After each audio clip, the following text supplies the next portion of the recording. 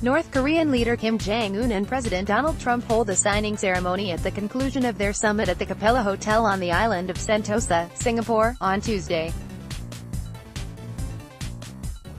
The public broadly approves of President Donald Trump's summit with North Korean leader Kim Jong-un, according to a HuffPost, YouGov survey released Thursday, easily ranking the meeting among Trump's most popular actions since being in office. Americans say, 61% to 21%, that they approve of Trump having met with Kim. A Monmouth University poll, also released Thursday, similarly found that 71% of Americans consider the meeting a good idea. That level of support surpasses even the generally positive reactions to how Trump handled Hurricanes Harvey and Irma. His overall job approval remains around 43%. His ratings rarely stray north of the 50% mark, even on his best issues.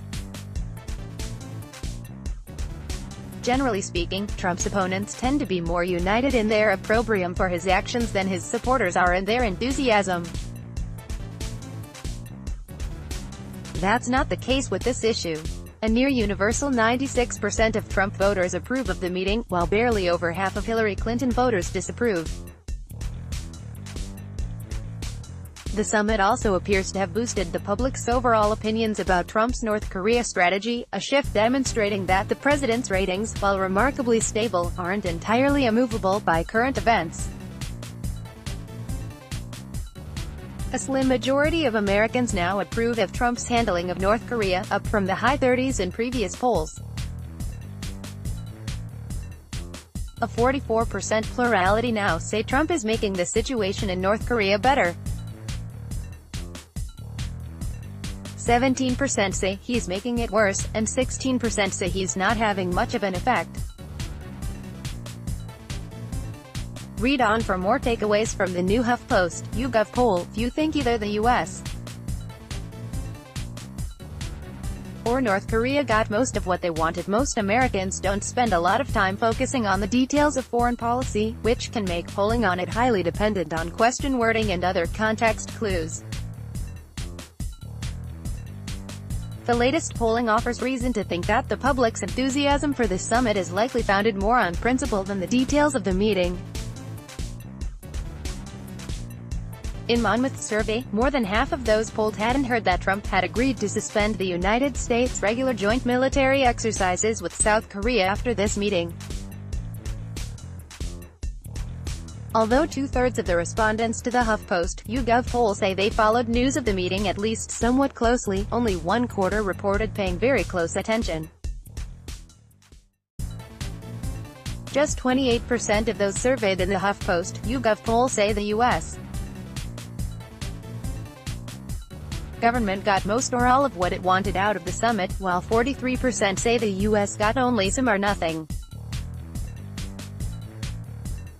35% say the North Koreans got most or all of what they wanted, and 32% say they got only some or nothing. In response to a separate question, 23% say Trump compromised too much, 36% that he compromised about the right amount, and 6% that he compromised too little. Another 35% aren't sure. Republicans now likelier than Democrats to support talks with North Korea. Americans are generally in favor of seeing their leaders engage in diplomacy.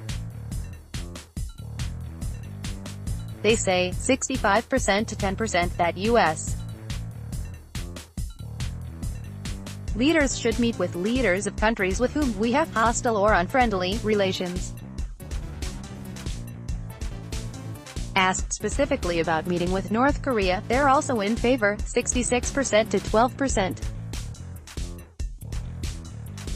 But in the wake of Trump's meeting, it's Republicans who are most open to the idea. They're 36 points likelier than Democrats to say U.S. leaders should meet with North Korean officials, although a majority in both parties are supportive. By contrast, polling in previous years found Democrats more receptive. In surveys conducted by the Chicago Council on Global Affairs between 2008 and 2014, Democrats were between 10 points and 21 points likelier than Republicans to favor talks with North Korea. Nearly half of Trump voters agree with the president that Kim has great personality. We've known for a while now that Trump's statements can have significant power to shape the views of his supporters and his opponents, who tend to shy away from agreeing with him.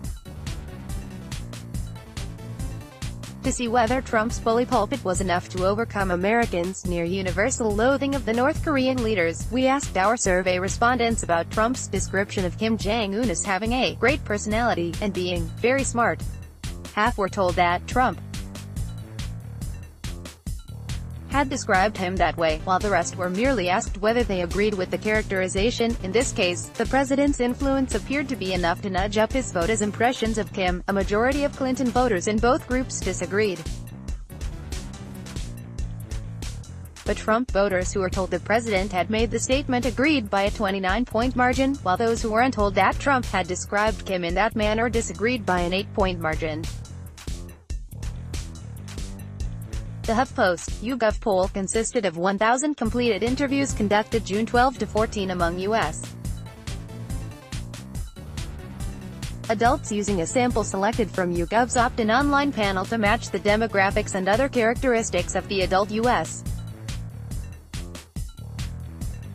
population. HuffPost has teamed up with YouGov to conduct daily opinion polls. You can learn more about this project and take part in YouGov's nationally representative opinion polling. More details on the poll's methodology are available here. Most surveys report a margin of error that represents some, but not all, potential survey errors. YouGov's reports include a model-based margin of error, which rests on a specific set of statistical assumptions about the selected sample rather than the standard methodology for random probability sampling. If these assumptions are wrong, the model-based margin of error may also be inaccurate. Click here for a more detailed explanation of the model-based margin of error. Download. Do you have information you want to share with HuffPost? Here's how.